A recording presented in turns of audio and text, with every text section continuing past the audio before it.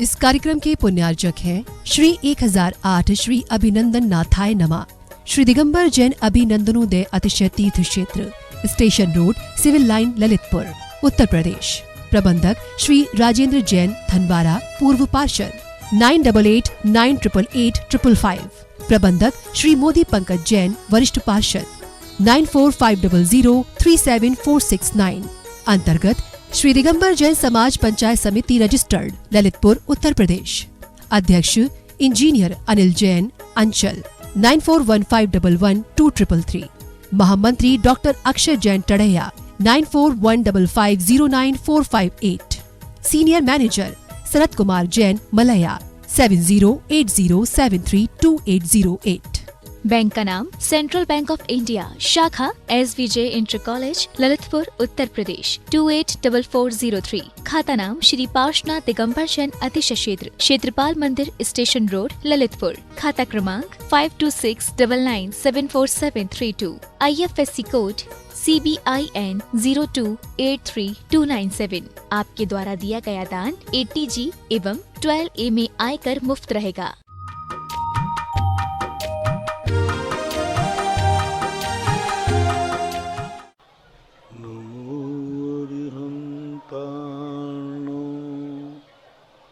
नमो सिद्धाणो, नमो आयर्याणो,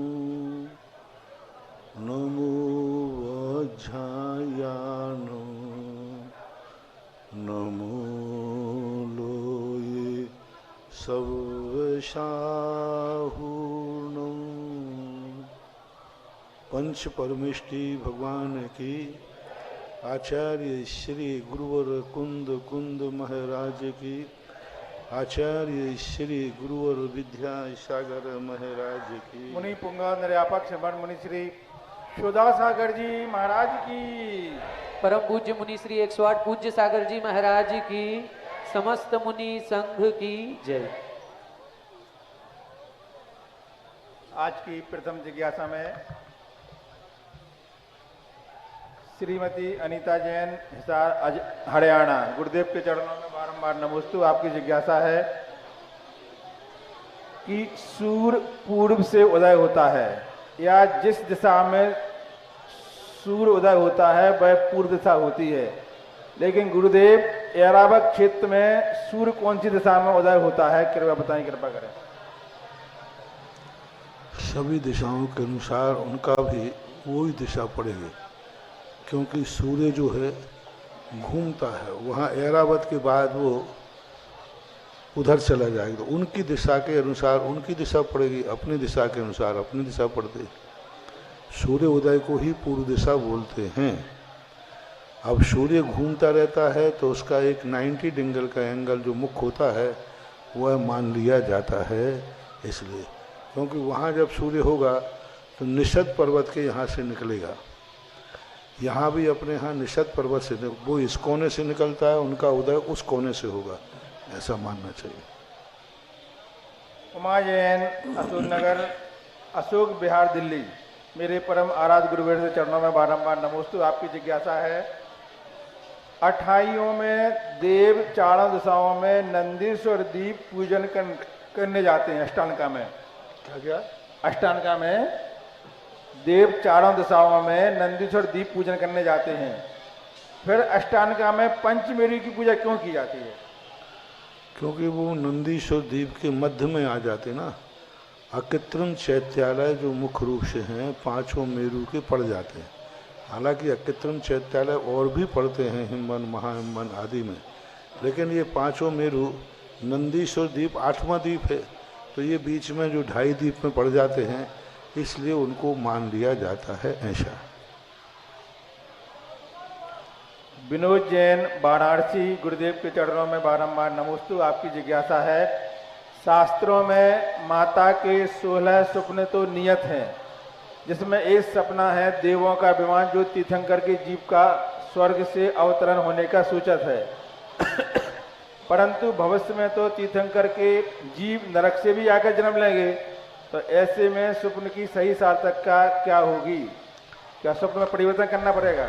आगम में इस संबंध में कोई चर्चा नहीं की गई, लेकिन ऐसा प्रतीत होता है कि जब नरकों में उनकी आयु 6 महीने शेष बचेगी, यहाँ गर्भावतरण के पूर्व रत्न वृष्टि चालू हो जाएगी, तो वहाँ देवों के लिए एक वज्र कपाट बना दिया जाता है। उसके अंदर नार की ना जा पाते हैं और न ये किसी को मार पाते हैं। मार काट बंद हो जाते, रिलैक्स एकदम, चारों तरफ से वज्र कपाट बन जाते हैं। और वज्र कपाट का अर्थ है कि उसका आकार विमान के आकार का होता होगा। जैसे मान लीजिए 6 महीने के लिए उनको रोकना है, तो 1-2-5 किलोमीटर के एरिया को पूरा पैक कर देते हैं, जिससे तीर्थंकरों को उसके लिए कोई मारेगा नहीं, वो किसी को नहीं मारेगा 6 महीने के पूर्व। तो वो जो वज्र कपाट हैं, उन वज्र कपाटों का वज्र के परकोटे को विमान का रूप से बंद किया जाता होगा, तो वह उनको विमान वहाँ से दिख सकता है। बाकी आगम में, शास्त्रों में इसका कोई भी उत्तर या समाधान नहीं दिया गया।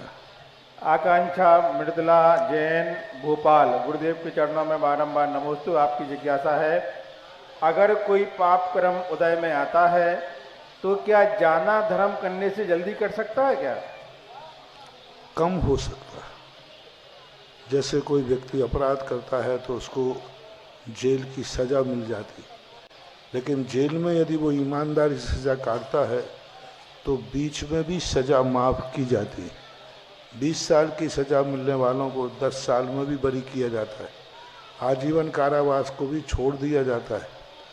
तो इसी हमारे कर्मों की व्यवस्था है। यदि धर्म अच्छी तरह से करे तो पूर्व में किए हुए कर्म कम किए जा सकते हैं, ऐसा मानना चाहिए। जैसे राजा श्रनिक ने 33 साल की आयु का अशुभ कर्म बांधा था, लेकिन बाद में उसने धर्म किया, पश्चाताप किया, परिणाम स्वरूप 33 सागर की आयु कम होकर के 84,000 वर्ष की रह गई, ऐसा मानना चाहिए। राकेश जैन अलवर, गुरुदेव के चरणों में बारंबार नमोस्तु। आपकी जिज्ञासा है, विदेश चित्त में भी 63 शलाका पुरुष होते हैं, तो जिज्ञासा है कि वहाँ तो चौथा काल लगातार चलता रहता है, तो 63 की गिनती कब से शुरू होगी और कब तक रहेगी?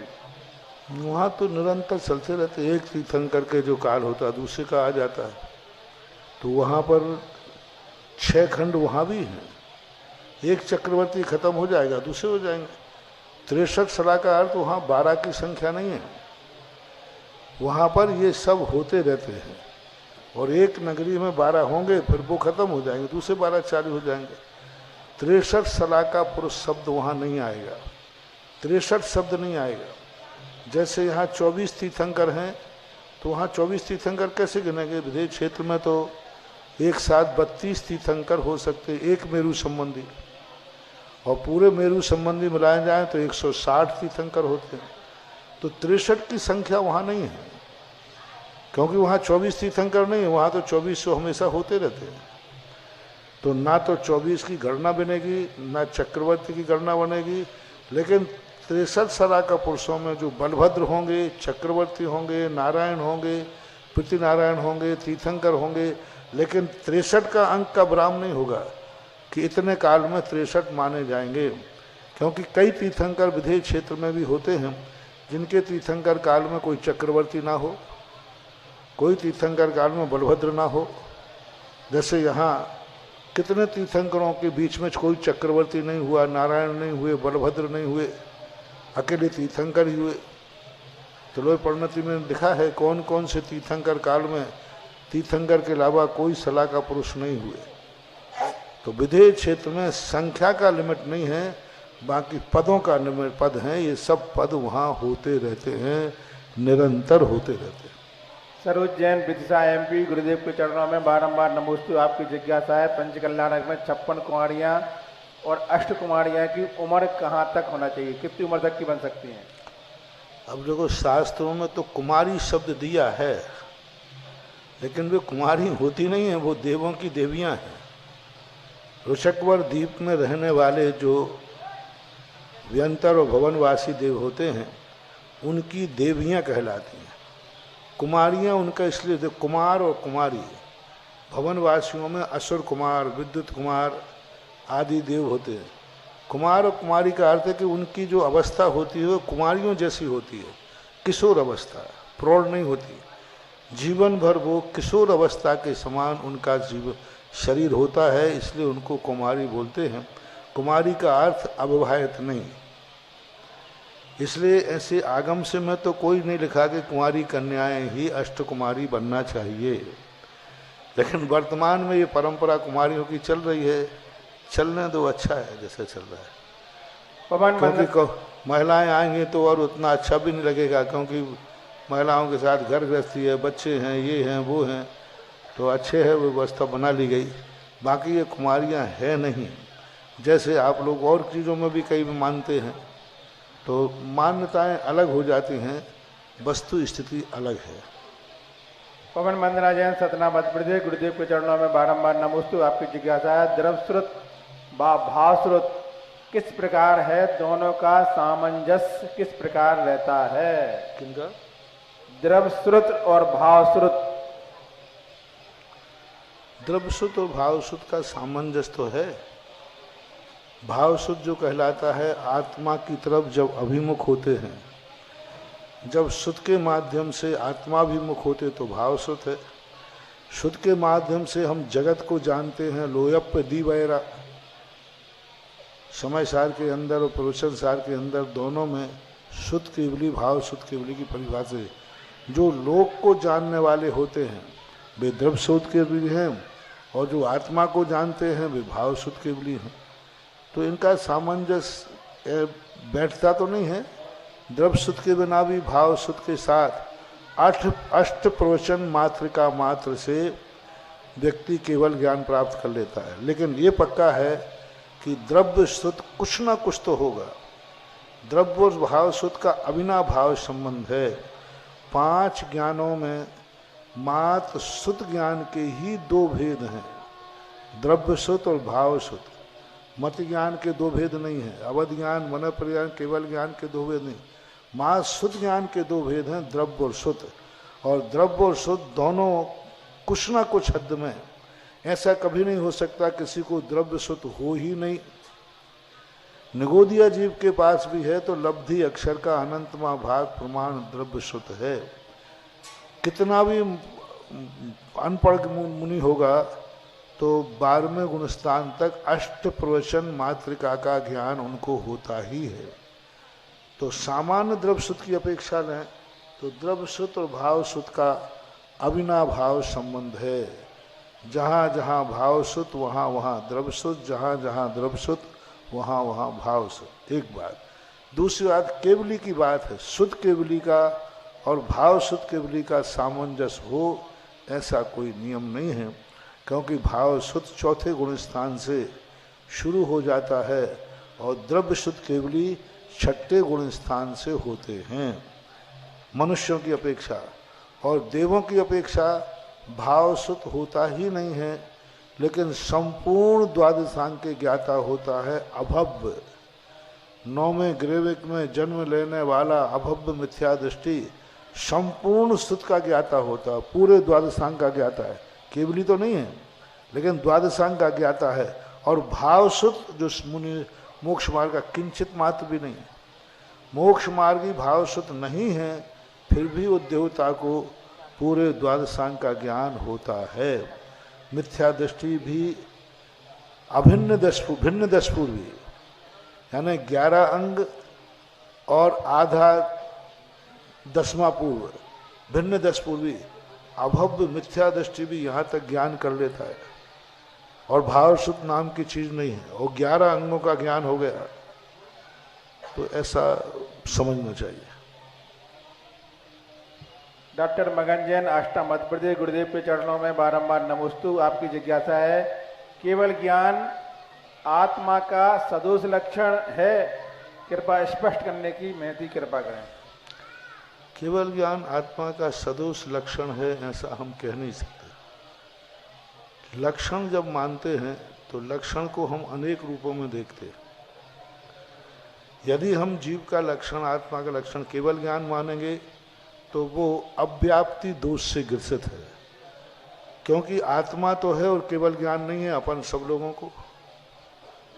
केवल ज्ञान को हम लक्षण कैसे माने? उपयोग लक्षण हो सकता है, तो उपयोग 5 प्रकार का, मति, सुत, अवधि, मन, पर्याय, केवल ज्ञान।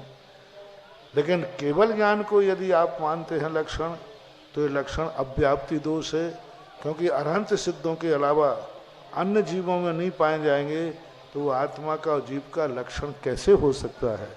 नहीं हो सकता।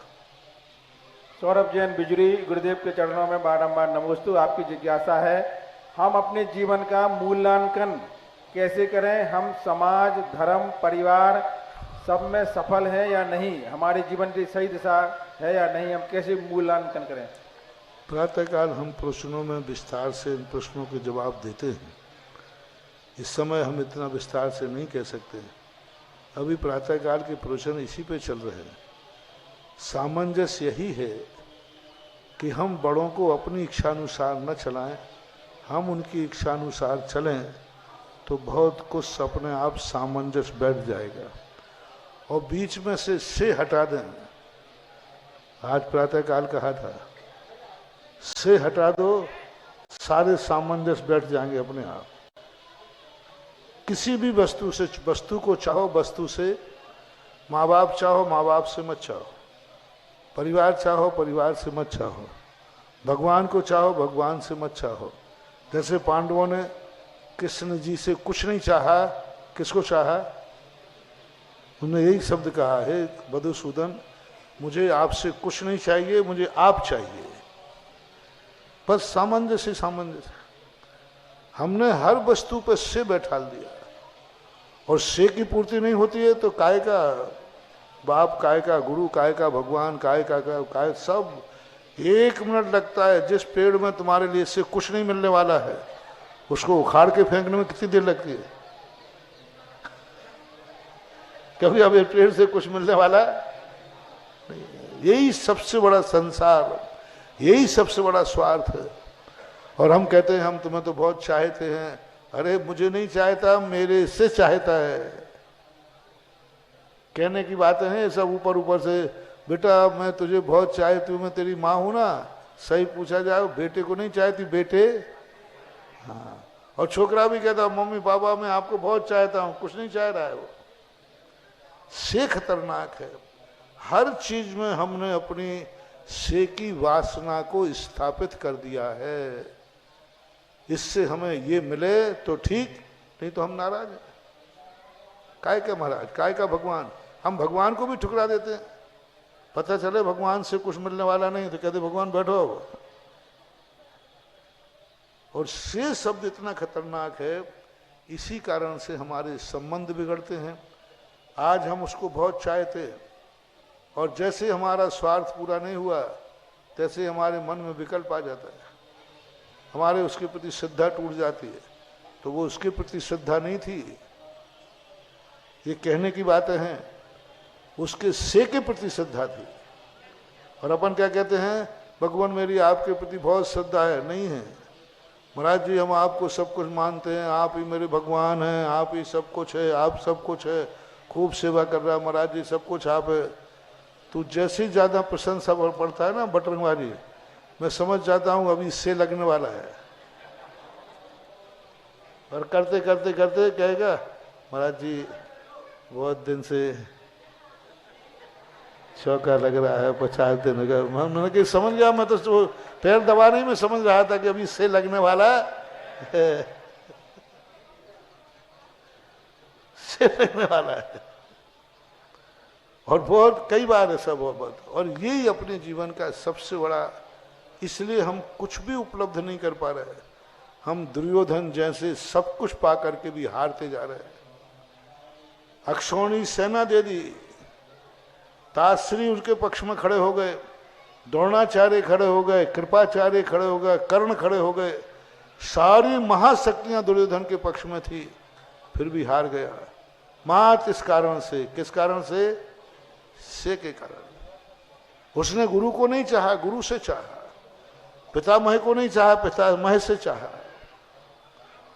इसलिए से जब तक चलता रहेगा, हम सब कुछ पाकर के भी सब खोते रहेंगे। और एक बार से हटा के देखो, ऐसी श्रद्धा जमेगी, ऐसी श्रद्धा जमेगी कभी टूटने से भी नहीं टूटेगी।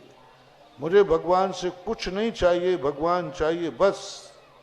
आपकी श्रद्धा कभी टूट ही नहीं सकती। कितने ही संकट आ जाएं, कितने भी संकट आ जाएं, आपकी श्रद्धा नहीं टूटेगी। कितने भी आप गुरु के प्रति से निकाल दीजिए, फिर कोई दुनिया की ताकत गुरु से आपको बिगाड़ नहीं कर सकती, छुड़ा नहीं सकती। क्योंकि हमें गुरु से कुछ चाहिए ही नहीं, हमें तो गुरु चाहिए बस, बात खत्म है। हमें गुरु से कुछ मतलब ही नहीं। गुरु हमारे चौके में नहीं आए, नहीं आए, हमें से चौके में आने से थोड़ी हमारे गुरु हैं। चौके में आए तो हमारे गुरु हैं और नहीं आए तो अरे वाह, चौके में आए तो गुरु हैं, नहीं तो काय के गुरु हैं। आशीर्वाद दें तो गुरु हैं, नहीं तो काय के गुरु हैं। यदि ये गुरु की तुमने परिभाषा बनाई है तो आपकी बहुत बड़ी भूल है, बहुत बड़ी भूल है। आप गुरु को पहचाने, इन बातों से गुरु नहीं है। हमारी रक्षा करें तो वही वाली बात है। भगवान हमें मालूम है कि आप सबकी रक्षा करते हो, और वो नए जूते खरीद के आया और मंदिर के बाहर जूतों की चोरी होती है। लौट के आया तो कहता भगवान मेरी, उसकी बहुत श्रद्धा थी, भगवान की शरण में कभी मेरा कुछ बिगड़ ही नहीं सकता। नहीं त्राता, नहीं त्राता, नहीं त्राता, जगत रे तीन, और जूते चलेगा। वो कहता भगवान क्या मामला है? जब आप जूतों की रक्षा नहीं कर पाए तो मेरी क्या रक्षा करोगे? अब बोलो, हम भगवान से जूते भी रखवा लेंगे। यानी तुम्हारे अनुकूल चले तो गुरु की श्रद्धा बनती है, तुम्हारे अनुसार चले तो महाराज है, भगवान है, माँ बाप है, सब हैं। और तुम्हारी इच्छा के प्रतिकूल चले और तुम्हारे मन में फितूरी आना शुरू हो जाती है। समझ लेना चाहिए, श्रद्धा, दुर्योधन की श्रद्धा श्री कृष्ण के प्रति नहीं थी, दुर्योधन की श्रद्धा उस 11 अक्षौणी सेना से थी। हमें सेना मिल जाए बस, उसके बाद क्या कर लेगा ये? तो बस यही सामंजस्य बैठाने का आज प्रातःकाल का प्रवचन सुन लीजिए। आज यही प्रवचन मैंने प्रातःकाल दिया था कि आप समझें आपका संसार क्यों बिगड़ रहा है। आप आज अच्छे धर्मात्मा हैं, कल क्यों टूट रहे हैं।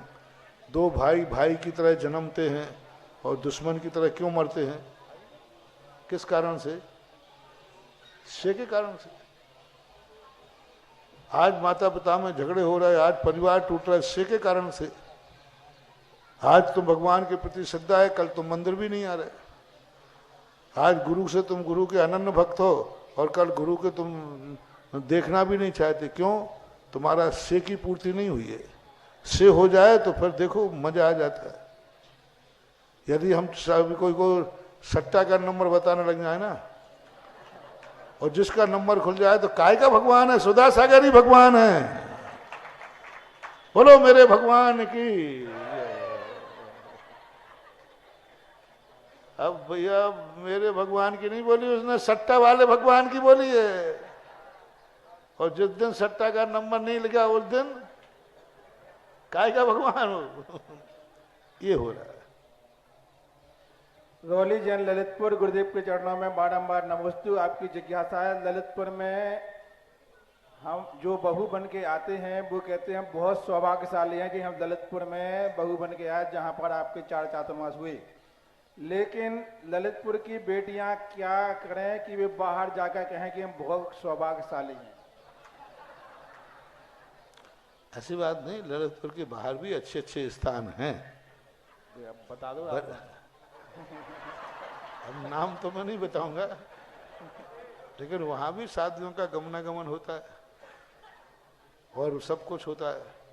तो अब यदि और नहीं ललितपुर ही प्यारा है तो कोई बात नहीं, अपने ब्राह्मी सुंदरी बन के रहो, ललितपुर कभी छूटेगा ही नहीं। नियम बना लो, ललितपुर में बहू तो आएगी लेकिन बेटी नहीं जाएगी, नहीं जाएगी, तो मामला बैठ जाएगा। और क्या करें? बांसी वालों की जिज्ञासा आई है महाराज जी कि हम लोग छोटी सी समाज के थे और हम लोगों के अंदर ज्यादा शक्ति नहीं थी, लेकिन आपके सामने बैठ के हम लोगों के अंदर इतनी बड़ी शक्ति आ गई कि हम लोगों ने इतनी बड़ी बड़ी बोली ले ली, तो ये हम लोगों के भाव आपके सामने कैसे हो जाते हैं, ऐसी जिज्ञासा। हमने आज सुबह प्रवचन दिया था कि तुम पहले भी दिया था तुम कितने भी गरीब हो, कितने भी गरीब हो, कितने भी दुखी हो, कोई पूछे कि भाई तुम बहुत दुखी हो, बोले हाँ साहब, बहुत गरीब हो, हाँ साहब, बहुत दुर्भाग्य हो, बोले हाँ साहब, फिर तुम्हारा कोई सौभाग्य है कि नहीं? बस एक ही सौभाग्य है कि मेरा पड़ोसी अमीर है। मेरा, पर बांसी वालों को हमने एक ही मंत्र दिया था, तुम बिल्कुल गरीब हो 100%, छोटे हो 100%, छोटा गांव है 100%, बस एक ही कोई पूछे कि सब कुछ है तुम्हारे में, अच्छा क्या है? बोले मैं ललितपुर के बाजू में हूं।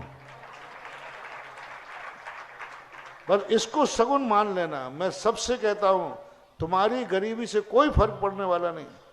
तुम्हारे पड़ोस में अमीर है, पर उसको सगुन मान लो, शुभ मान लो, और एक बार अंदर से कहो मैं सौभाग्यशाली हूं, मेरा पड़ोसी अमीर है, बस सब काम फतेह हो जाएगा। उसको कोसना मत, उसको बुरी दिया नहीं, बस सौभाग्य मान लो, सगुन मान लो। तुम भले कैसे ही हो, तुम्हारा भगवान कैसा है, चोखा है, बस अरहंत मंगलम, तुम्हारा मंगल ही मंगल है।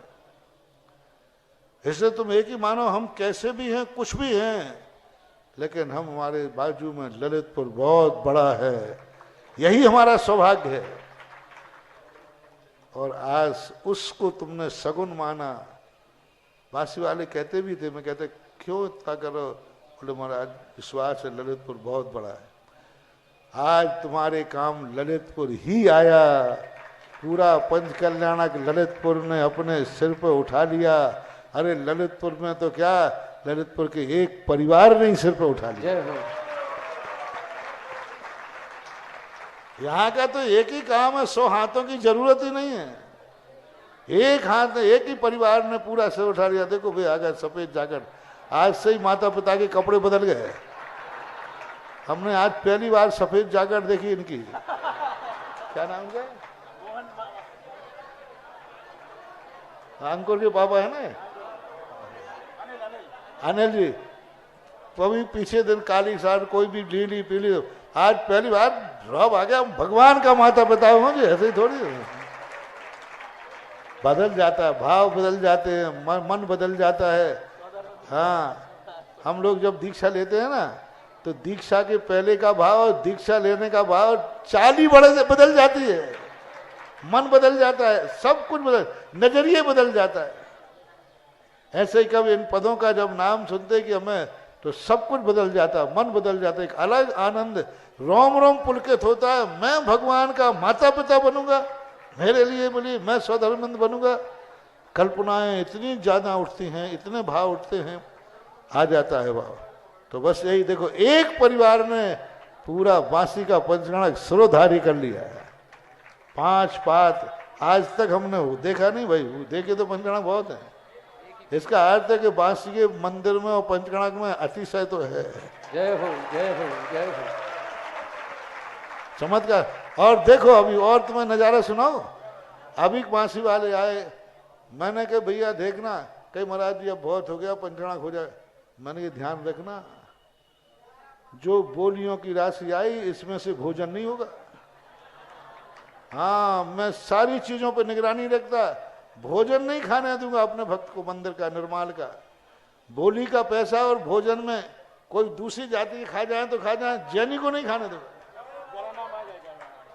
सुनो तो, मुझे मालूम है तुम काय चिंता कर रहे हो, वही बात बोल रहा हूं। अब देखिए, मेरा सबसे पहले एक ही विकल्प होता है, तुम्हारी चढ़ी हुई द्रव्य माली खाता है कि नहीं? बोलो ना, तो तुम ही खुद खा लो ना। नहीं, सबसे पहले बोलियों का शांत, कभी भी भोजन अवस्था में नहीं लेना, क्योंकि वो भोजन अवस्था किसकी है? कौन खाएगा वहां? गायें खाएंगी क्या? और कोई दूसरे खाएंगे क्या? नहीं। मैंने कहा नहीं, भोजन अवस्था सो इनकी हवा खिसक गई। महाराज जी, हमने तो सोचा था कि इतना आ गया कि भोजन पानी सब नक्की हो जाएगा बराबर। प्रदीप भैया ने कहा कि ऐसा करो कि टिकट लगा दो।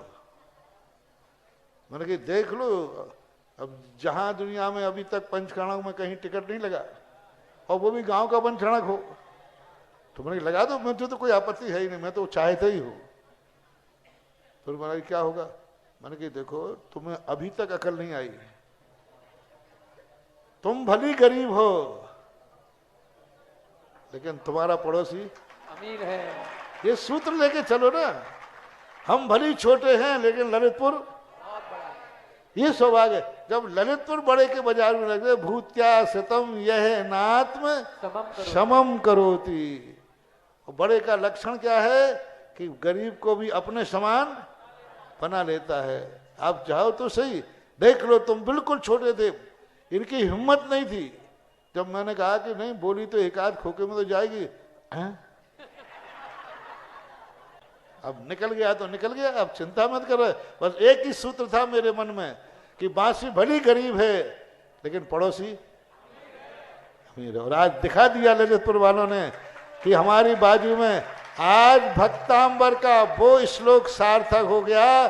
भूत्या शतम यह नात्म, ये सूत्र सार्थक कर दिया ललितपुर वालों ने कि तुम भले कैसे ही हो, यदि मेरी बाजू में रहते हो तो मैं भी तुम्हारे पंचरणक को गरीबों का नहीं अमीरों का पंचरणक बना दूंगा। और इतने ठाट से बन गया।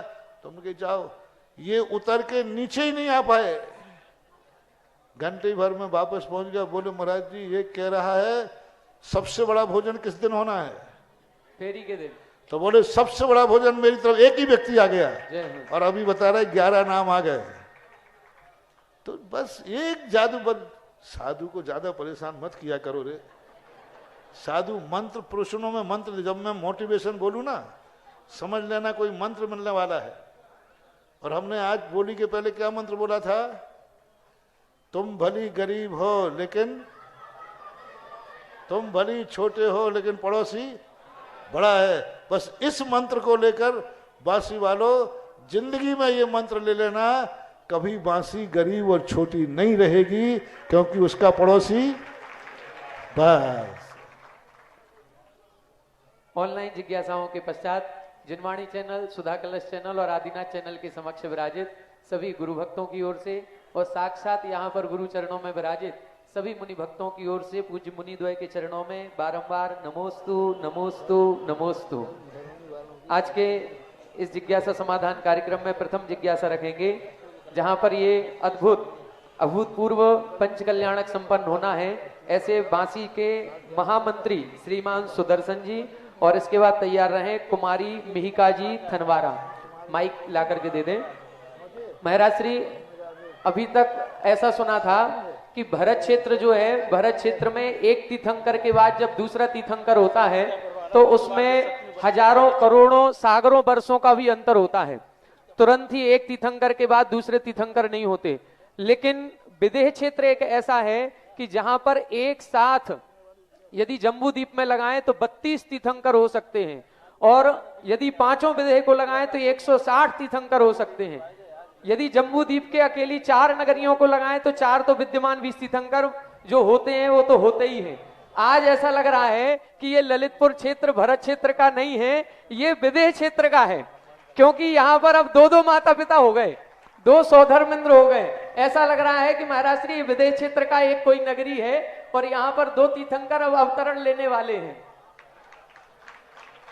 और ये परम सौभाग्य महाराज श्री बांसी वालों का और ललितपुर वालों का है कि एक ही परिवार के द्वारा, हमारे मोहन माबा परिवार के द्वारा संपूर्ण जितने भी मैक्सिमम जो पद हो सकते थे मुख्य सारे मुख्य पदों पर 5-6 पदों पर केवल एक ही परिवार के द्वारा यह सौभाग्य अर्जित किया गया।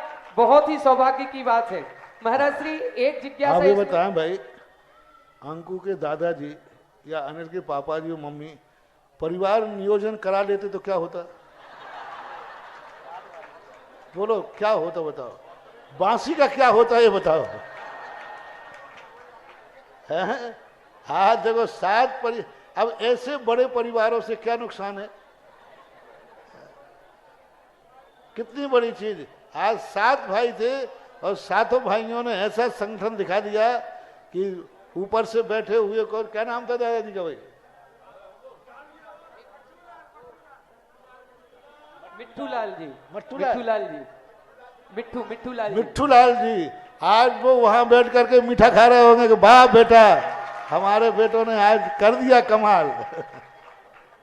संपूर्ण मिट्ठूलाल जी के जो भी परिवारीजन हैं, श्रीमान अनिल जी मोहन मावा वाले परिवार, 11 महापात्रों का सौभाग्य इनको मिला है। पूरे परिवार को बहुत ही आनंद के साथ, बहुत ही सम्मान के साथ, पूरे आदर के साथ आपको आमंत्रित करते हैं। आप आए और गुरु चरणों में श्रीफल अर्पण करके आशीर्वाद ग्रहण करें।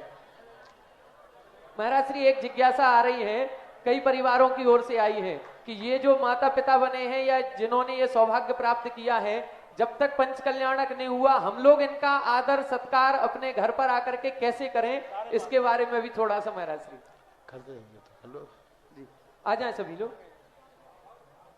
देखो, इसका सबसे बड़ी चीज है, अभी मेरे कल परसों प्रवचन में भी था कि जो चीज हमारे पास नहीं है वो किसके पास है, बस उसका तुम सम्मान शुरू कर दो। हम भगवान बनना चाहते हैं, लेकिन मेरे पास भगवत्ता नहीं है, हम भगवान का सम्मान करते हैं। तुम साधु बनना चाहते हो, तुम साधु नहीं हो तो साधु का सम्मान शुरू कर दो। तुम अमीर बनना चाहते हो और अमीर नहीं हो तो अमीर का सम्मान शुरू कर दो। जो लोग स्वधर्मंत बनना चाहते हैं, बोलो कौन कौन स्वधर्मंत बनना चाहता है? हाथ नहीं उठा रहे हो तो बने क्यों नहीं? बोलो जल्दी, अभी रुको, थोड़ा 2 मिनट रुको, प्रश्न कर दिया था, 1 मिनट रुको। बने क्यों नहीं? जवाब दो। हमारी समर्थ नहीं थी, यही बात ना। तो यदि मैं समर्थ बना दूं तो समर्थ बनने का एक ही तरीका है, वही सूत्र, जो मेरे पास नहीं है वो किसके पास है, उसका सम्मान शुरू कर दो। तुम स्वधर्म नहीं बन पाए, जो बन गए हैं उनको अपने घर बुला कर सम्मान शुरू करो। एक दिन बंदे तदगुण लब्धे। तुम माता पिता बनना चाहते थे, नहीं बन पाए, कोई बात नहीं, तुम अपने यहाँ माता पिता बनाना शुरू, माता पिता का सम्मान शुरू करो।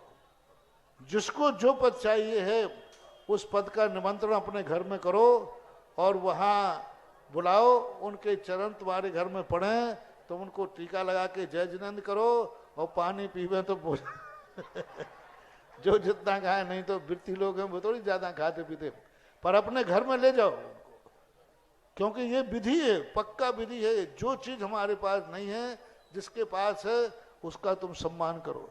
इन पात्रों में जो पात्र तुम्हें पसंद आ रहा हो उस पात्र को अपने घर में ले जाओ और उसका सम्मान करो और उनको आदर करो और कहो भैया धन्य है कि आपके ऐसे पुण्य है कि आप ये बने। इसका यही एकमात्र तरीका है, कोई दूसरा तरीका नहीं।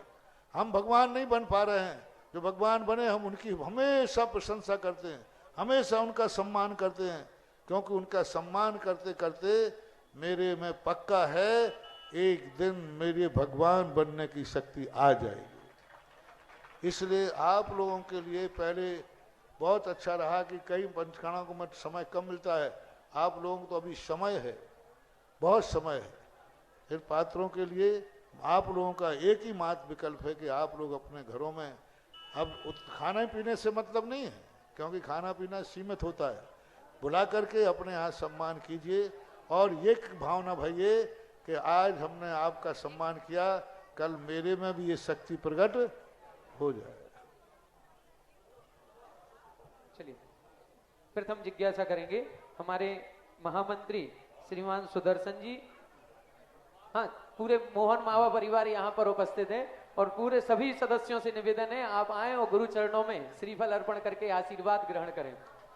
परम पूज मुनि देखो एक रहस्यमय बात, देखो अंकु है ना, भले ये अंकु छोटा है लेकिन पूरे मावा परिवार में इसी की दादागिरी चलती है। हाँ, ये इसने कह दिया तो कोई चाचा फाचा कुछ नहीं बोलते, कहते अंकु ने कह दिया तो ठीक है। अब देखो इसकी भावना थी कि मम्मी को माता पिता बनाना था, तो इसने कहा मम्मी मैं माता पिता बना के रहूंगा। और जैसे मम्मी को इसने माता पिता बनाया तो मम्मी ने कहा बेटा मैं तुझे स्वधर्म बना के रहूंगी। हाँ मम्मी, और किसी ने नहीं, इसने नहीं बोला, इसने मम्मी पापा को माता पिता बनाया और मम्मी ने बोली ली कि बेटा मैं तुझे स्वधर्मंद बनाऊंगी। ये है परस्पर उपग्रह जीवाना।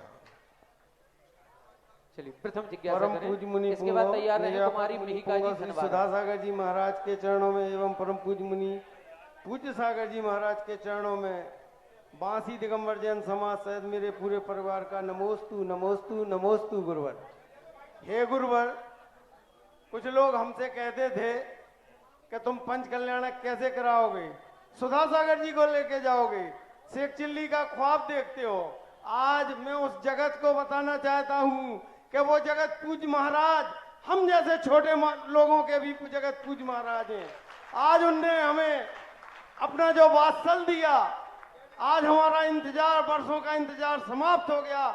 हम लोगों ने जो संकल्प लिया था बिजौलिया जी में, मैं आपसे कह के आया था कि हे गुरुदेव, हम मर जाएंगे तो हमारे बच्चे आपका इंतजार करेंगे, लेकिन पंच कल्याणक आपके ही सानिध्य में होंगे।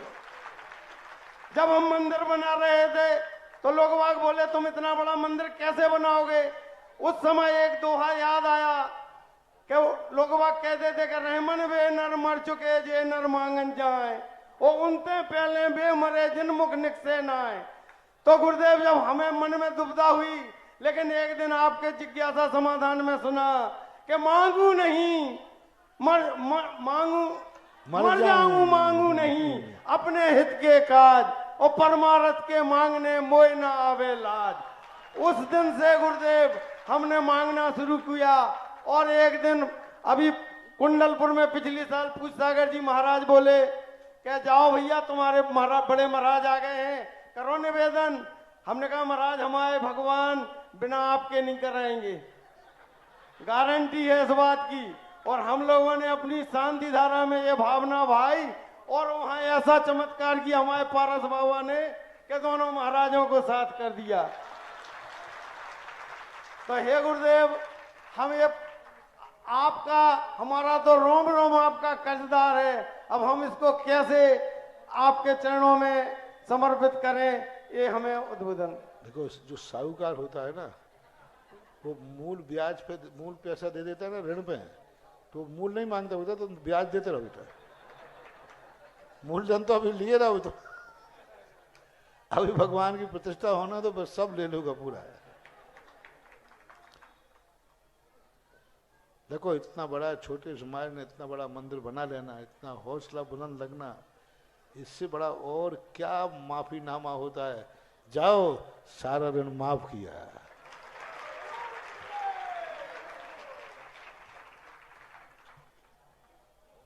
इसके बाद जिज्ञासा करें कुमारी मिहिका जी धनवारा, और तैयार रहेंगे श्रीमान पंकज जी सिमरा। महाराज श्री, आपने जो कहा कि पंच कल्याणक में जो भी इंद्राणियों का भोजन होगा वो कमेटी के या मंदिर के पैसों से नहीं होगा। इसके लिए जो पुण्यार्जन जिन्होंने किया है, 15 तारीख में फेरी के दिन श्रीमती सुशीला जैन, श्रीमान राजेश जैन, संगीता जैन, श्रीमान अर्पित अर्जिता चंद्रा वस्त्रालय परिवार द्वारा इन्होंने 15 तारीख में जो भी पंच कल्याणक में साधर्मी भाई उपस्थित होंगे, जितने भी इंद्राणी होंगे, सभी के भोजन की व्यवस्था इनकी रहेगी। दूसरा एक और नाम प्राप्त हुआ श्रीमान सत्येंद्र जैन, मोहिनी परिवार के द्वारा एक समय का भोजन इनके द्वारा भी घोषणा की गई है। जो भी महानुभाव अच्छा सुनो, बांसी वालों का तो हो ही रहा है, ललितपुर वाले सोते मत रहना, नहीं तो मंदिर की बोलियों में से पहुंच के और रूमाल से पहुंच के आ जाओ।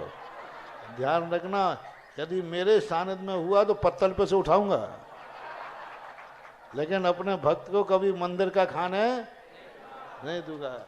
इसलिए ललितपुर वाले भी अपना इंतजाम करना शुरू कर दो अभी से।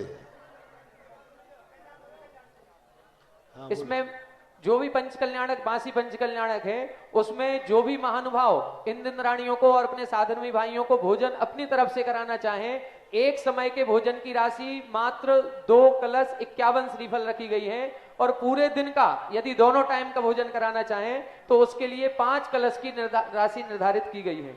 महाराज श्री, आप जन्म कल्याणक का अलग छोड़ दो। हाँ, जन्म कल्याणक के दिन विशेष जी। महाराज श्री, नया मंदिर जी में जो करीब 15-20 वेदियां हैं, लेकिन उसमें आकर्षण का केंद्र है भगवान बाहुबली स्वामी की वेदी। आज देखो, बाहुबली भगवान का एक बहुत बड़ा कार्य हुआ। वो तो शुरुआत में मैंने कहा ना कि तुम भली गरीब हो लेकिन बाजू में बड़ा आदमी है। बड़ा मंदिर पत्थर का बना है, तो नए मंदिर वाले के मन में आ रहा भाव मेरा भी क्यों कमजोर बने। खरबूजे को देख के खरबूजा रंग बदल। अब मैंने कहा भाई देखो, सब चीजें हैं। और आज देखो, एक परिवार बाहुबली वेदी के लिए जहां 15 कलश के लोग नहीं मिल रहे थे, जैसे ही पाषाण में परिवर्तित हुआ 111 कलश का उन्होंने सामने उठा कर। जय हो, जय हो। नाम बोलो, नाम। श्रीमान जिनेश्वर दास जी, अनिल कुमार जी, राजीव जी, संजीव जी, प्रदीप जी, अमित जी, अतुल जी, अंकुर, अभिषेक, श्रीमती स्नेहलता जी, शिल्पा जी, रजनी जी, निधि जी, मोनिका जी, भारती जी, श्रीमती अर्चना जी, सुरेखा जी, डॉक्टर आकांक्षा जी, अरुणा जी, यश, ईशान, समस्त CSC सिंघई परिवार के द्वारा यह सौभाग्य अर्जित किया गया है। एक और वेदी 25 कलश की राशि से नए मंदिर में विराजमान करने का सौभाग्य प्राप्त किया श्रीमान राजकुमार जी, नरेंद्र जी, सुरेंद्र जी, बीरेन जी, चूना वाले परिवार। बाहुबली भगवान के नीचे से ऊपर शिखर तक, बस अब बड़े मंदिर के मूल नायक भगवान का रह गया। भगवान के मूल नायक जो पारसनाथ है ना, पारसनाथ मूल नायक भगवान का भी यदि नीचे से लेकर शिखर तक का व्यक्ति आ गया तो नया मंदिर भी अभिनंदन तीर्थ क्षेत्र का एक पार्ट बन जाएगा। जय हो। बस अब मूल नायक भगवान का, लेकिन मुझे विश्वास है कि 1 दिन में, क्योंकि मेरे मुंह से निकला है तो कहीं ना कहीं तो जन्म गया है। कहीं ना कहीं नहीं महाराज जी, ललितपुर में ही है। और पारसनाथ भगवान का नीचे से लेकर शिखर तक का पूरा जो मंदिर है, ये बाहुबली का पूरा नीचे से लेकर ऊपर शिखर तक बाहुबली मंदिर ने ले लिया है। बाहुबली, आदिनाथ और भरत तीनों मूर्ति है ना पीतल वाली वो। और अब पारसनाथ की 3 मूर्तियां हैं, उनका गर्भालय मैं चाहता हूं कि एक ही व्यक्ति फुटकर तो बनाते रहते, मुझे मजा नहीं आता। मेरा भाव है कि नीचे से लेकर ऊपर तक शिखर तक पूरा रहे, जिसके कारण से उसका, अब भगवान कोई के वेदी, कोई की शिखर, कोई का, तो फिर ऐसा होता है मकान कोई का, किराएदार कोई का, खेती कोई का, बीज बोता कोई भी है। पूरा मंदिर नीचे से लेकर ऊपर तक पारसनाथ भगवान नए मंदिर का कोई आ जाए तो बस फिर उसकी घोषणा हो जाएगी कि वो मंदिर पाषाण का, अभी भावना में बदला है, फिर संकल्प में बदल जाएगा। महाराज श्री नए मंदिर में एक वेदी 25 कलश की राशि से जिन्होंने सौभाग्य प्राप्त किया, भाजपा के जिलाध्यक्ष श्रीमान राजकुमार जी, नरेंद्र जी, सुरेंद्र जी, वीरेन जी, समस्त चूना वाला परिवार, जिलाध्यक्ष भाजपा नरेंद्र चूना। अच्छा जी। आदिनाथ चैत्यालय सिविल लाइन में भी महाराज श्री बड़ी प्रतिमा मूल नायक भगवान की विराजमान करने का सौभाग्य अर्जित किया सेठ वीरेंद्र कुमार जी, सुरेंद्र जी, प्रदीप जी, संजीव जी, राजीव जी, अभिषेक जी, समस्त अंश जी, समस्त अनौरा परिवार और महाराज श्री अनौरा परिवार के द्वारा चंद्र प्रभु मंदिर डोड़ा घाट में भी वहां पूरा गर्भगृह बनाने का और मूल नायक चंद्र प्रभु भगवान को भी विराजमान करने का सौभाग्य अर्जित किया सेठ सुंदरलाल जी, सेठ प्रकाश चंद जी, महेश जी, पुष्पेन जी, अनुपम जी, समस्त अंतु हर्ष अनौरा वाले परिवार आ जाएं। दोनों परिवार गुरुवर के चरणों में श्रीफल अर्पण करके आशीर्वाद ग्रहण करें, जिज्ञासा करें। कुमारी मिहिका जी, इसके बाद तैयार रहे पंकज जी, सिमरा। ललितपुर समाज की आंखों के तारे एवं सूखे क्षेत्र को हरा भरा कर देने वाले ऐसे महान संत निर्यापक मुनि पुंगव विश्वास सुधा सागर महाराज जी एवं नगर गौरव श्री पूज्य सागर महाराज के चरणों में मेरे और मेरे परिवार की ओर से त्रिकाल बार नमोस्तु नमोस्तु नमोस्तु। गुरुदेव, मेरी जिज्ञासा यह है कि मेरे दादा दादी को आप गुरुओं की वजह से भगवान के माता पिता बनने का सौभाग्य मिला और मेरा परिवार धन्य धन्य हो गया और आप गुरुओं का ऋणी हो गया, तो आप गुरु का इतना बड़ा उपकार कैसे चुकाएं? गुरुदेव कृपया जिज्ञासा का समाधान करें। देखो, उपकार का तो अर्थ यही होता है कि जो गुरुओं की भावना होती है तद्रूप यदि अपना आचार विचार हो जाता है तो गुरुओं का ऋण चुकाया नहीं जाता, गुरु खुद माफ कर देते हैं। चुका तो तुम पाओगे नहीं, चुका तो तुम पाओगे नहीं, ब्याज ही नहीं चुका पाओगे, मूल क्या चुकाओगे। बस इतना जरूर है कि गुरु प्रसन्न हो जाता है तो सारा ऋण माफ हो जाता है। तो इतना अच्छा कार्य किया, इतना बढ़िया ललितपुर का अभिनंदनोदय तीर्थ क्षेत्र का पंच कल्याण के माता पिता बनना, यही सबसे बड़ा सौभाग्य है। और जन्म जन्म का पुण्य जब उदय में आता है तब कहीं ऐसे निमित्त और अनुकूलता बन पाती है। बहुत अच्छा। इसके बाद जिज्ञासा करें श्रीमान पंकज जी सिमरा, तैयार रहें श्रीमती सुनीता जी अप्सरा। मेरे इष्ट आराध्य गुरुवर द्वय के चरणों में बारंबार नमोस्तु नमोस्तु नमोस्तु।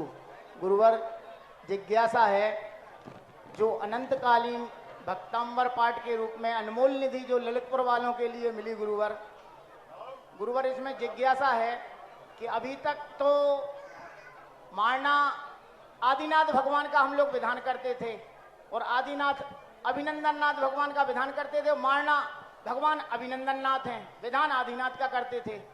गुरुवर, अब 11वां वार्षिक उत्सव दिवस पर हम लोग आपके सत्संग सानिध्य में 48 मारणों के साथ जो विधान करने जा रहे हैं गुरुवर, इसमें अभिनंदन नाथ भगवान के जो समझ गए, क्योंकि जो बीजाक्षर मंत्र दिए हैं गुरुवर, जो तीर्थंकर हैं उन तीर्थंकरों का राशि होती है, जन्म होता है, उनकी कुंडली होती है। उनके अनुसार यदि बीजाक्षरों को पढ़ करके हम मारना मानते हैं तो वह एनर्जी अपने आप में बहुत बढ़ जाती है। बीजाक्षरों का मैंने कहा बहुत महत्व होता है। इन अक्षरों पर ही सारी सृष्टि का स्वरूप चलता है। तो इन अक्षरों की जो साधना है, तपस्या है, जो उनकी एनर्जी है, अब अभिनंदन नाथ भगवान का 3 तारीख से एक नया एनर्जी इस मंदिर में प्रस्फुटित होगी। अभी अपन आदिनाथ भगवान से दे रहे थे, कहीं भी आदिनाथ भगवान हो तो वहां से अभिनंदन नाथ भगवान के बाया मिलते थे। अब साक्षात 3 तारीख से अभिनंदन नाथ भक्तांबर पाठ शुरू होगा। अभिनंदन नाथ भगवान के बीजाक्षर होंगे मारने पर। भक्तांबर में भी अभिनंदन नाथ भगवान का गुणानुवाद होगा। भक्तांबर यही रहेगा, लेकिन इसका जो एंगल है वो अभिनंदन नाथ भगवान की तरफ मुड़ जाएगी। और वो 3 तारीख से एक ऐसा मारना आपके सामने आ रहा है जिसके बीजाक्षर अभिनंदन नाथ भगवान के होंगे और वह अपने आप में और फिर हमेशा इसी मारने पर यहाँ विधान होगा। मूल नायक भी अभिनंदन नाथ, भक्तांबर भी अभिनंदन नाथ और विधान भी अभिनंदन नाथ का।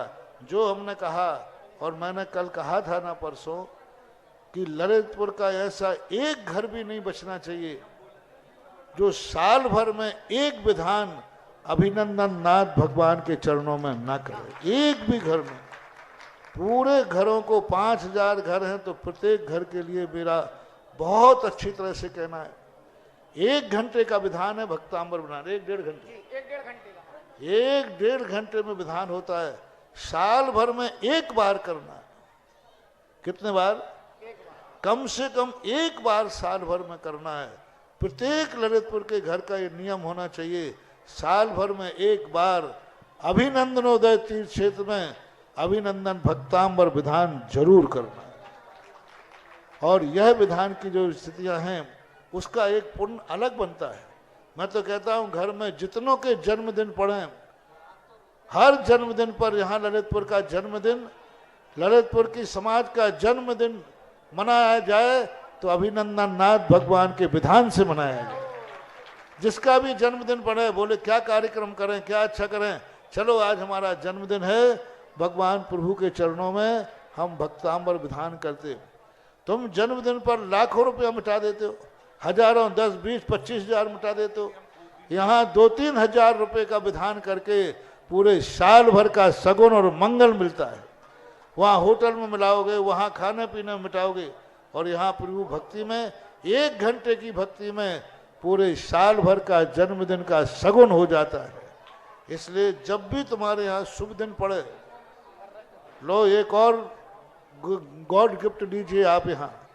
जब भी आपका जन्मदिन पड़े, शादी की सालगिरह पड़े, किसी की पुण्यतिथि पड़े, घर का नागल हो, कोई भी खुशी का दिन हो, उस दिन एक ही बात करना, सबसे पहले अभिनंदनोदय तीर्थ में अभिनंदन भक्तांबर विधान करना है। आपके यहाँ शादी विवाह होना है, कल से शादी विवाह का कार्यक्रम शुरू होना है। शुरू करने के पहले सब समाज के परिवार के लोग बैठो, चलो कल से शादी का कार्यक्रम शुरू होगा, आज अपन अभिनंदनोदय तीर्थ क्षेत्र में भक्तांबर विधान करके आते हैं। मान लो कल से तुम भट्टी का जो कार्यक्रम शुरू करते ना परिवार में, इस विधान से शुरू करो। घर का नागल करते हो, नागल करना है, चलो अभिनंदन क्षेत्र में भक्तांबर विधान करके उसका मंगल कलश लाते हैं, यहाँ विधान कीजिए और एक सिक्का चांदी का जो मिलता वो लीजिए और एक मंगल कलश मारने पे स्थापित करके वो मंगल कलश ले जाइए और अपने मकान का नागल करिए। अब अलग से मत पूछना महाराज हमारे यहाँ नागल की विधि क्या करूं। हाँ नहीं बाद में महाराज जी हमारा नया मकान में क्या विधि, मैं नहीं बताऊंगा। बता दी ना आज, क्या बता दी? भक्तांबर विधान करो, एक कलश स्थापित करो, अपने घर से लाओ चांदी का कलश, उसमें पंचमावा भर के मारने पर रख दो और उस कलश को और जो विधान करो उसमें थोड़े से पुष्प ज्यादा धो लेना। एक रकाबी में प्रश्न जो बचे रहे उन पुष्पों को ले जाओ और मंगल कलश को विधान के बाद गाजे बाजे के साथ घर ले जाओ और वो पुष्प दरवाजे से लेकर फेंकते जाओ पूरे मकान में और मंगल कलश जाकर किसी भी एक स्थान पर स्थापित कर दो। जाओ तुम्हारे घर का नागल हो गया। ये है नागल विधि। स्थान की दिशा तो बता दो महाराज, कौन स्थान की दिशा? ईशान कोण पे स्थापित करो, बैठक में स्थापित कर सकते हो, पूजा स्थल पे स्थापित कर सकते हो, किसी भी एक आले में आप स्थापित कर सकते हो। जो पंचमावा हैं वे 24 घंटे आपके रखे रहें, 2-3 दिन रखे रहें, उसके बाद उनको निकाल लेना जी पड़े। उसमें कोई चांदी के सिक्का वगैरह डाल करके आप रख सकते हो और जो विधान का सिक्का डाला जाए उसी में भरते जाओ और वो भर जाए तो बस हाउसफुल हो जाए।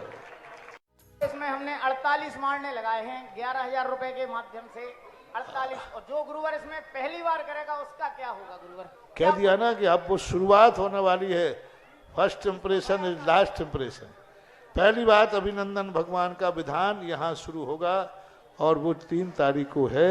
ऐसा पंच कल्याणक के कुबेर महाराज आपके समक्ष, और ये शुरुआत बहुत अच्छी हुई। बोनी तो आज भी वैसे डेली बोनी चल रही है। श्री अशोक कुमार देलवारा वाले नगद राशि लेकर के आ रहे हैं। असीम कालीन ये अपना भाई देखो एक बात ध्यान रखना, कोई राशि यहाँ लेके नहीं आए। मैं सारी दुनिया में हो रहा, महाराज जी को इतना रुपया चढ़ रहा है, भैया मुझे ललितपुर के बाहर बिहार करना है। हाँ एक महाराज का हुआ था अंचल जी, एक महाराज को वो तुम दीक्षा के पहले पहना थे सामान हुआ था वो, हाँ वो पहना करके गए और रास्ते में बिहार हुआ, पर महाराज जी पहले वो चढ़ा था सोना चांदी कहाँ है, सोना चढ़ा था। और ने कहा भाई नहीं वो कहाँ है, तो महाराज को जम के पिटाई हुई और कुएं फेंक के चले गए। अब मैं यहाँ से बिहार करूंगा और लोगों ने घेर लिया, बाबा जी चतुर्मास का माल कहाँ है? तो मैं कहूंगा भैया मेरे पास तो कुछ नहीं। वो कहेगा वीडियो बताऊं, थाल भर भर के आए तुम्हारे सामने चढ़े थे। भैया मुझे बिहार करना है भैया, इसलिए जो माल लाते वो वहीं छोड़ाया करो, यहाँ नारियल लाया करो।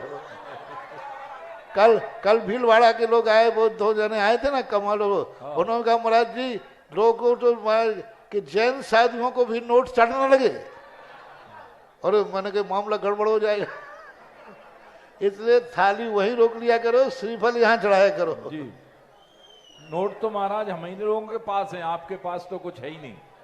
आहार दान के उपलक्ष्य में आज के पावन आहार दान का पावन परम सौभाग्य श्री अखिलेश कुमार, रितेश कुमार, रजनीश जैन गदियाना परिवार, इन्होंने जनक जननी में एक मुश्त 2.5 लाख रुपए की राशि देकर के परम संरक्षक बनने का सौभाग्य हासिल किया और आजीवन भक्तांबर में भी 51,000 रुपए की राशि देकर के सौभाग्य हासिल किया।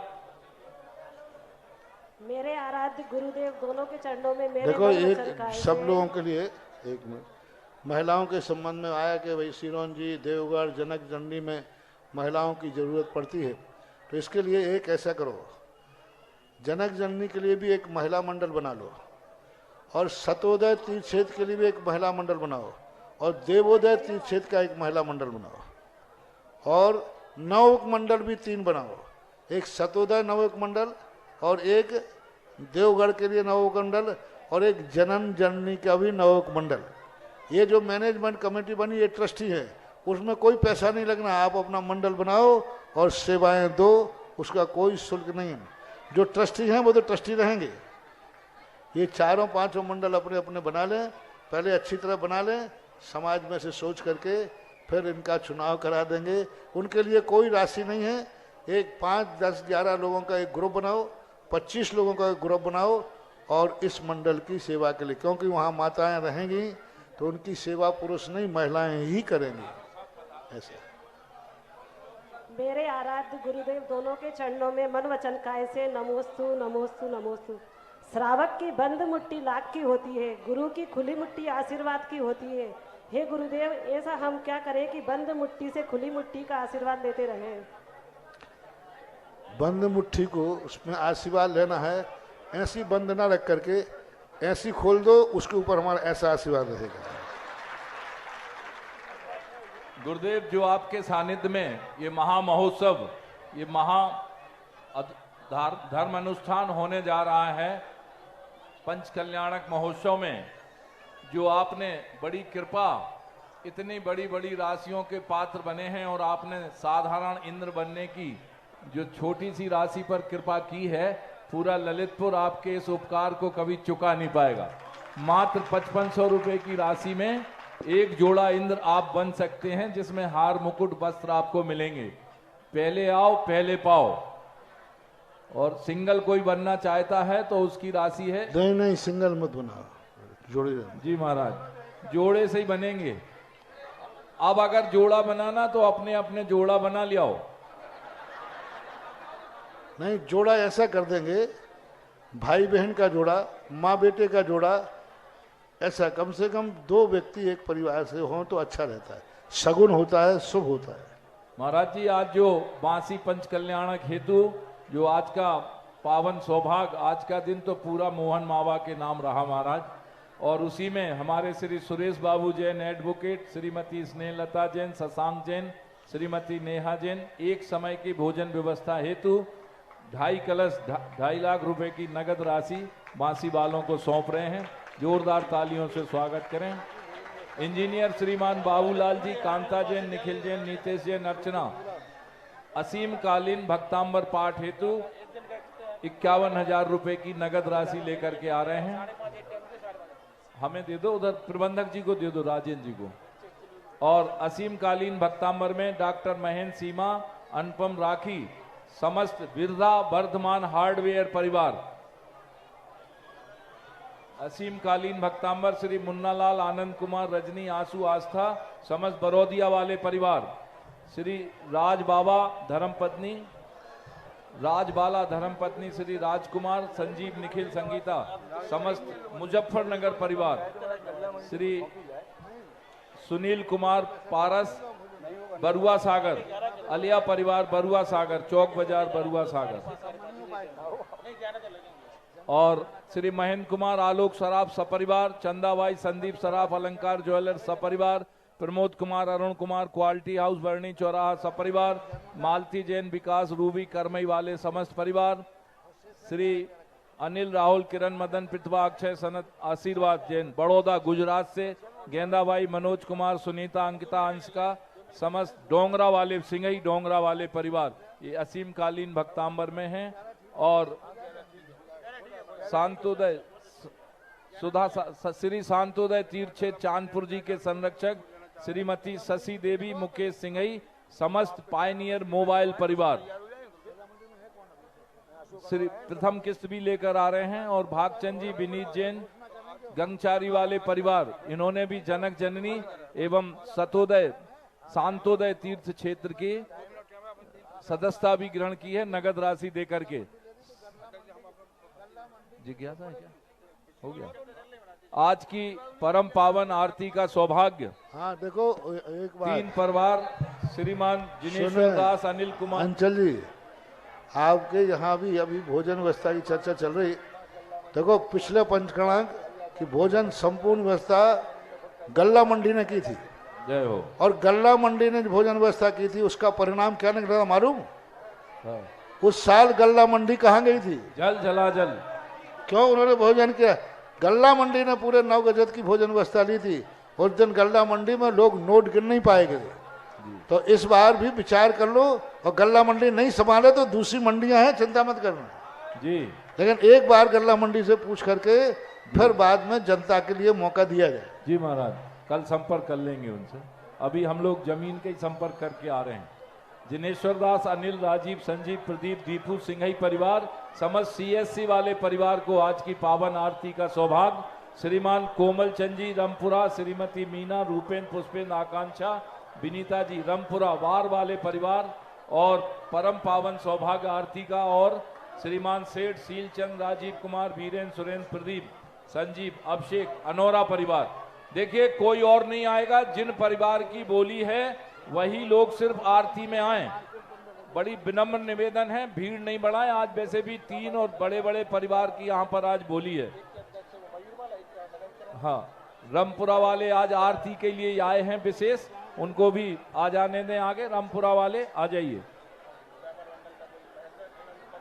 शांतोदय सदस्य बनने का सौभाग्य मनोज जैन, ज्योति जैन, मोहन बाबा, श्री मोहनलाल, मीना जैन, शांतोदय सदस्य, महायज्ञ नायक बांसी।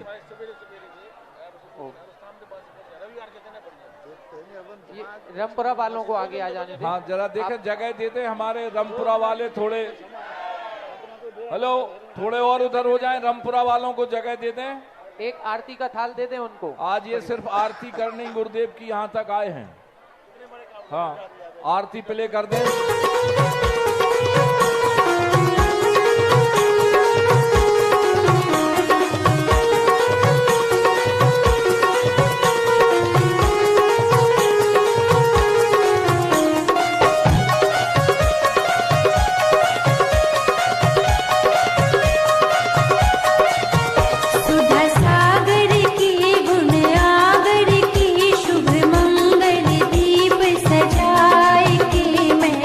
आज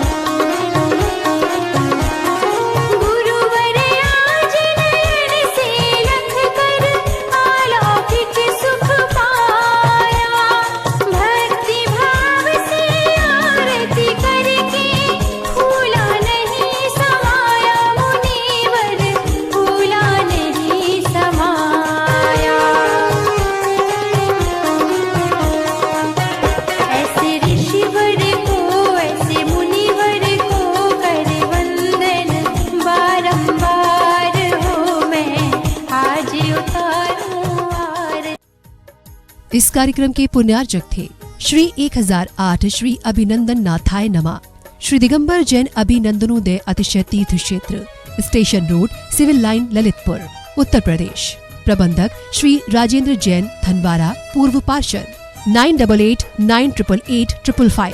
प्रबंधक श्री मोदी पंकज जैन, वरिष्ठ पार्षद, 9450037469। अंतर्गत श्री दिगंबर जैन समाज पंचायत समिति रजिस्टर्ड, ललितपुर, उत्तर प्रदेश।